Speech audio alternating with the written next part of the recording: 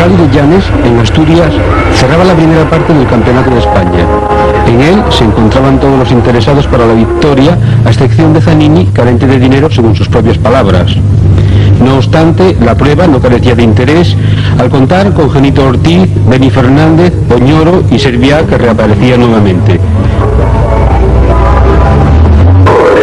A las 10 de la mañana de mañana. Son 17 horas seguidas de rally en el que Antena Norte, en el 91.20 de su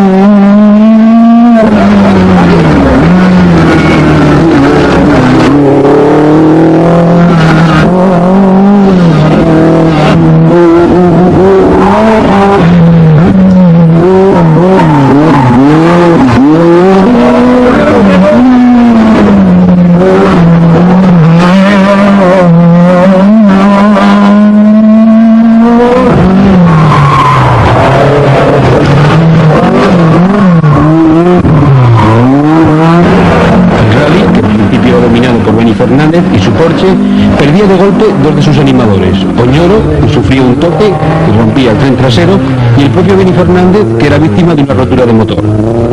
Ante esta situación, Genito Ortiz encabezaba la prueba con Serviá pisándole los talones y Borja Moratal, que se asentaba en el tercer lugar por delante de Cardín y su Lancia 037. El grupo N era coto privado de Candela y el grupo A se dirimía entre Pino con un Opel Corsa y Aladino Martínez con su Alfa Romeo.